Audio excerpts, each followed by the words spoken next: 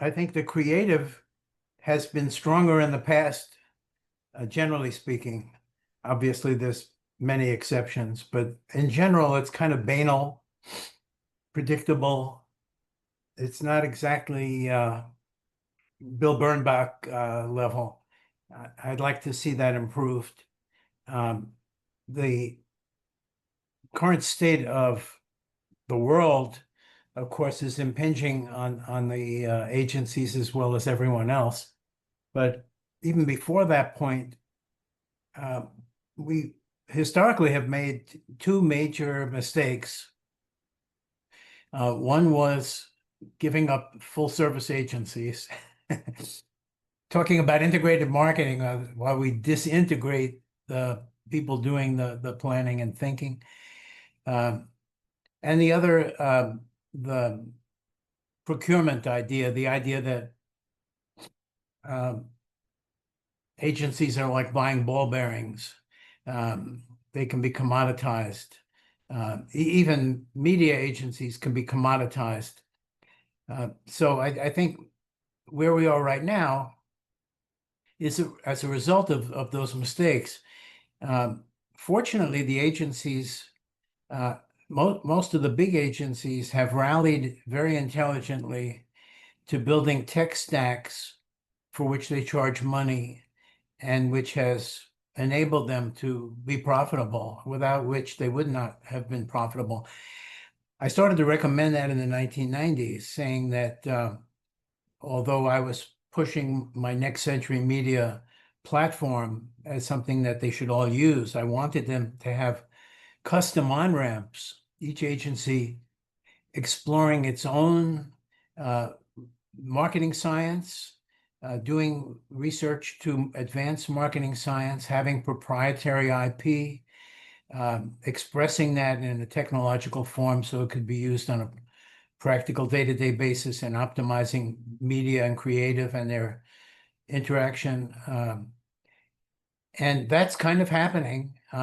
It's at a certain stage now. There's a long way to go, but I think that that's been very healthy. So I would say that the agencies are not going anywhere. They're not going to be replaced by AI. I think AI is going to help. It's going to maybe induce more spectacular uses of visuals in advertising, but it's not going to come up with the big ideas the way humans can.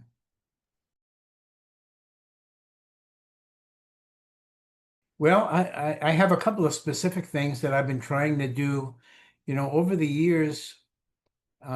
If you look at what the things that I quote unquote invented, um, although many people invented them and I just pushed them harder than most. The first one was the ADI, which became the DMA, and that was specifically so that we could look at business results. Back in those days, there was this religion that we will never be able to measure the sales effects of advertising. And I've been working against that religion for most of my career and managed with TRA to finally prove it, that you can measure the sales effects of advertising. And we see that that idea has now taken firm hold, almost too far, because we can't forget that the branding effects which lead to brand growth are not fully captured in a measure of short-term sales. Anyway, so set-top box data, addressable commercials, the stuff that I've brought into the industry, my current work on measuring people's motivations passively by analyzing their content consumption and using that as a way to kind of like attention is being used as a pre-buy impact index, like a score, impression quality score to include in media selection. All of those things are aimed at trying to make advertising more reliably effective in terms of ROI and branding effects.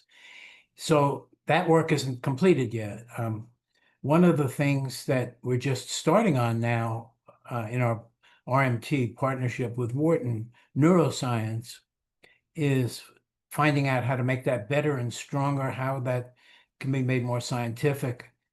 So there's a way to go on that, but the resonance, the idea of the motivations in the ad resonating with the motivations in the person in a context that is also resonating with those same motivations. That's an idea, I think, whose time has come. Major agency, advertiser, sales, sell side entities are all leaning in on this RMT concept now, and we're gaining new partners globally, and there's more work to be done to scale it, turn it over completely to AI. Right now, it's HI and AI combined, human intelligence and AI. But in order to code all the ads and all of the media environments in the world and keep that up to date on a daily basis, it's got to be AI, period. So working on that. I have just introduced, I think it came out as of the time we're doing this interview, came out yesterday in Media Village, the announcement of a company called Ultimedia. It's really part of Bill Harvey Consulting right at the moment. We're incubating it. And it's a joint venture with TV Beat. And what it does is what I was trying to do in the 1990s with Next Century Media, which is you can't control frequency in TV or in digital, no matter what you do with frequency caps. If everybody is putting frequency caps on their own platform and you're buying 30, 50, 70 platforms, 100 platforms, every network is a platform. If every platform is capping frequency at a 6 and you're in 100 platforms, some people are going to see your ad 600 times. And although the ANA and the WFA and ISBA are very concerned about excess frequency, there's also insufficient frequency at the other end. Something like 35% of the people you reach are only getting 1 or 2 impressions in a typical cross-platform campaign. And so the only way to fix that is by pooling inventory, and that's what Ultimedia is about. So I think that's one of the things I want to have happen, whether it's us doing it, somebody else doing it, many of us doing it, doesn't really matter, as long as we can bring frequency under control. What I really want to see, and Ultimedia is trying to contribute to this, is the end of this undervaluation of television.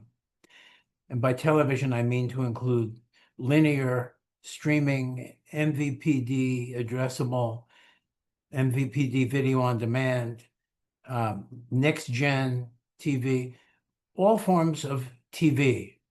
Right now, TV's kind of in the doghouse. It's a digital first world.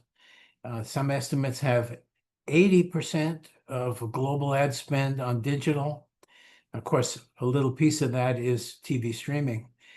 But there is much more power as measured by our study with Wharton Neuroscience, as measured by any number of studies that TRA did, that NCS has done, Newstar has done, other people have done.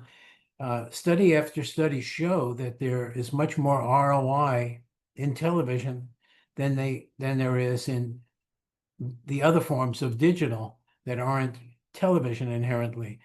So TV is not fighting back strongly enough.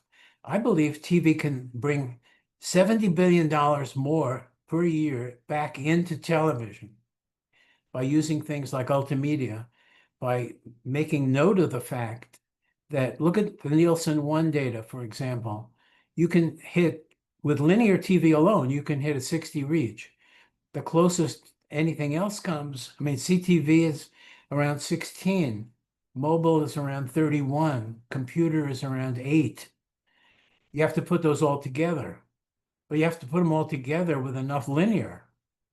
The future I want to see ultimately would be bringing back full service agencies, agencies doing more leadership in marketing science. Um, Definitely the use of motivational resonance as a key predictive variable in optimization of all media and creative, determining the messaging, taking into account the motivations that resonate with your prospects, heavy users of the category, and so on. And television making a comeback. All of those things I think are helpful to not individual parties. Sure they are, but I'm looking at the industry as a whole could benefit from all of those things, and that's what I'm working toward. It does need to collaborate to a greater degree than it's currently collaborating. I think we've now got the organization that's built for collaboration. SIM is the right organization at the right time to fill the need for collaboration. And they're doing a great job. They're getting better every day. And Ultimedia is aimed at collaboration, unification, the idea that whatever inventory, if you're in the television business, whatever inventory you find hard to sell, test it out in Ultimedia. Give it to Ultimedia and see if they can bring you back a higher CPM on it while still giving a higher ROI to the buyer of it.